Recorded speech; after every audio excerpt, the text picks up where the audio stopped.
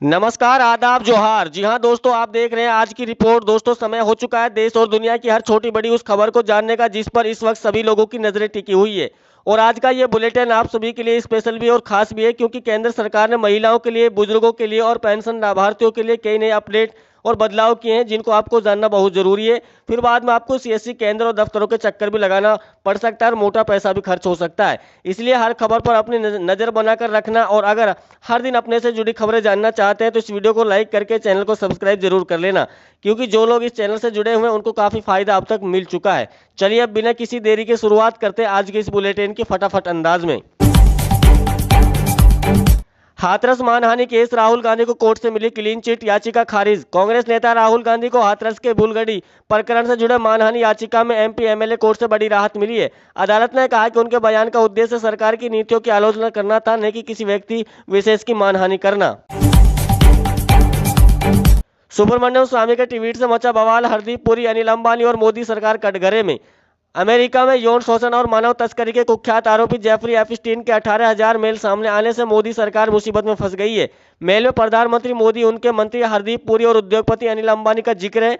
मोदी के संबंध में प्रत्यक्ष रूप से तो कुछ नहीं कहा गया, मगर हरदीप पुरी और अनिल अंबानी कटघरे में खड़े होते दिखाई दे रहे हैं। शरद पवार ने जमकर की पीएम मोदी की तारीफ, बोले वो भारत का मान बढ़ाने में जुटे। एनसीपी एससीपी प्रमुख शरद पवार ने प्रधानमंत्री नरेंद्र मोदी की तारीफ की। एक कार्यक्रम में बोलते हुए शरद पवार ने कहा कि पीएम मोदी वैश्विक स्तर पर भारत का मान सम्मान बढ़ाने का काम कर रहे हैं। इस वक्त सबसे बड़ी खबर निकल कर आ रही है, असम के हेमंत विश्व शर्मा की मुश्किलें बढ़ सकती हैं, क्योंकि लोगों में बड़ा आक्रोश देखने को आ रहा है। चुनाव के दौरान हेमंत विश्व शर्मा ने एक बयान दिया था कि मांस खाने को किसने मना किया है, गोमांस खाओ, अंदर खाओ, घर में खाओ। और उन्होंने बंगाल की पूर्व मुख्यमंत्री ममता बनर्जी से भी कहा था कि मैं तुमसे मांस का कंपटीशन कर सकता हूं, तुमसे मैं 1 केजी मांस ज्यादा ही खा जाऊंगा। इस बयान को लेकर के लोगों में विरोध देखने को मिल रहा है। सावधान, अब एआई से काटे जाएंगे चालान। 46 जगहों पर एआई से चालान शुरू। टू व्हीलर पर दोनों के लिए हेलमेट लगाना जरूरी। शहरवासियों को अब ट्रैफिक नियम तोड़ना महंगा पड़ेगा, क्योंकि शहर में आर्टिफिशियल इंटेलिजेंट आधारित मैनेजमेंट सिस्टम शुरू हो गया है। इसके साथ ही मोहाली और जालंधर के बाद लुधियाना, हरियाणा, यूपी, राजस्थान राज्यों का तीसरा ऐसा शहर बन गया जहां ट्रैफिक और सुरक्षा व्यवस्था पूरी तरह डिजिटल निगरानी में है। मिडल ईस्ट में तनाव के बाद प्रधानमंत्री मोदी के लिए एक नई मुसीबत खड़ी हो गई है। खबर आ रही है कि अमेरिका के राष्ट्रपति डोनाल्ड ट्रंप अब मोदी की बगावत पर उतर आए हैं। उन्होंने प्रेस वार्ता के दौरान कहा कि मेरे पास मोदी के खिलाफ ऐसे सबूत है, अगर मैं उनको जनता के सामने दिखा देता हूं तो जनता को मोदी जी मुंह नहीं दिखाएंगे और जनता उनको नाकार देगी। डोनाल्ड ट्रंप का यह बयान ऐसे समय में आया है जब भाजपा पहले से ही कई मुसीबतों से गुजर रही है।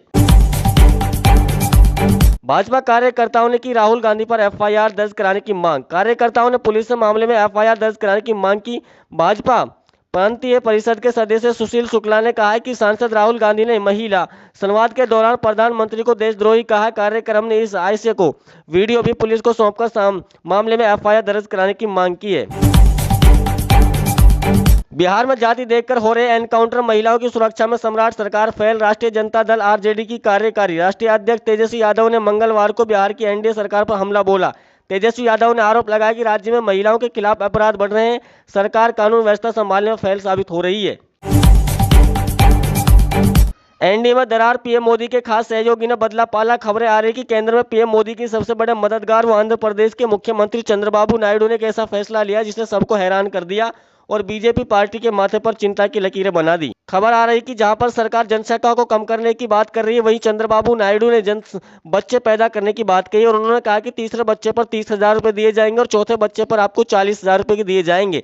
चंद्रबाबू के इस बयान के बाद बीजेपी पार्टी में अंदरूनी बगावत खुलकर आई है। ईवीएम पर लोगों का भरोसा क्यों नहीं, इसको लेकर के अखिलेश यादव ने कही बड़ी बात। ईवीएम से वोट चोरी होती है, इस पर लोगों की उंगली उठ रही है। उन्होंने बैलेट पेपर से चुनाव कराने की अपील की। साथ ही उन्होंने कहा कि अगर ये ईवीएम मशीन इतनी सुरक्षित है तो जिन देशों में इसको बनाया गया है, आविष्कार हुआ, वही देश इसका इस्तेमाल नहीं करते, तो भारत देश में इसको इतना महत्व क्यों दिया जाता है।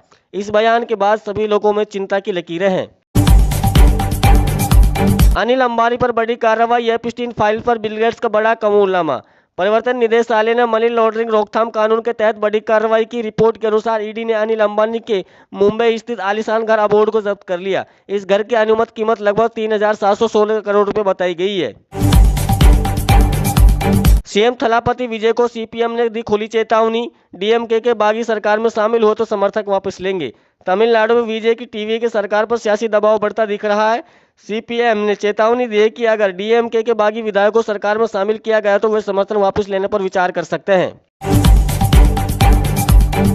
हार के बाद ममता बनर्जी के तेवर सख्त, बोली दिल्ली में भाजपा को सत्ता से बेदखल करेंगे। पश्चिम बंगाल विधानसभा चुनाव में तृणमूल कांग्रेस की करारी हार के कुछ दिन बाद पार्टी प्रमुख और पूर्व मुख्यमंत्री ममता बनर्जी ने केंद्र में सत्तारूढ़ भाजपा पर तीखा हमला बोला है। उन्होंने दावा कहा है कि आने वाले समय में भाजपा को दिल्ली की सत्ता से बेदखल कर दिया जाएगा। बंगाल के सरकारी कर्मचारियों के लिए गुड न्यूज है। शुभेंदु सरकार ने 7वें वेतन आयोग को मंजूरी दी है। पश्चिम बंगाल की शुभेंदु सरकार ने बड़ा ऐलान करते हुए राज्य के सरकारी कर्मचारियों के लिए 7वें वेतन आयोग के गठन को मंजूरी दी है। पश्चिम बंगाल के सरकारी कर्मचारी पिछले कई वर्षों से मांग कर रहे कि 7वें वेतन आयोग के तहत उनकी महंगाई भत्ता बढ़ाया जाए। ये लड़ाई कोर्ट तक भी पहुंच चुकी है। खतरे में सीएम योगी की कुर्सी, लोगों ने खटखटाया इलाहाबाद हाईकोर्ट का दरवाजा। यूपी के मुख्यमंत्री योगी आदित्यनाथ के इस्तीफे की मांग तेज हो गई है। लोगों का मानना है कि आए दिन विवादित धर्म के राजनीति को लेकर बयान देते हैं, जिससे मुस्लिम समुदाय को मानहानि होती है। विकास के मुद्दों से ध्यान हटाकर हिंदू मुस्लिम की राजनीति करता है। इसको लेकर लोगों ने याचिका दायर की है। जमीयत उलमा हिंद के अध्यक्ष अरशद मदनी बोले, गाय को राष्ट्रीय पशु का दर्जा देना चाहिए। उन्होंने एक्स पर लिखा, गाय को राष्ट्रीय पशु का दर्जा देना चाहिए। देश की बहुसंख्यक आबादी ने केवल गाय को पवित्र मानती है, बल्कि उसे मां का दर्जा भी देती है। ऐसे में यह समझना मुश्किल है कि आखिर कौन सी राजनीतिक मजबूरी सरकार को गाय को राष्ट्रीय पशु घोषित करने से रोक रही है। ये पीआईएल पूरी तरह से गलत, अरविंद केजरीवाल के चुनाव लड़ने पर रोक लगाने वाली याचिका पर दिल्ली हाईकोर्ट की फटकार। दिल्ली हाईकोर्ट ने आपकी डेरी रजिस्टर और केजरीवाल सिसोदिया को चुनाव लड़ने से रोक की मांग पर वाली पीआईएल खारिज कर दी है। कोर्ट ने कहा है कि याचिका बेबुनियादी, ऐसा कोई कानून प्रावधान नहीं, अवमानना अलग कानून के तहत आती है। सड़क पर नमाज को लेकर के सियासत तेज हो गई है। सीएम योगी के बयान पर सांसद इकरा हसन का पलटवार सामने आया है। कहा है कि सड़कें समाज की है। सड़कों पर नमाज को लेकर मुख्यमंत्री बयान कैराना से सांसद इकरा हसन ने प्रतिक्रिया दी है। उन्होंने कहा कि संविधान के अनुसार किसी भी समुदाय को निशाना बनाने का अधिकार किसी को नहीं है और सड़कें पूरी समाज की होती हैं।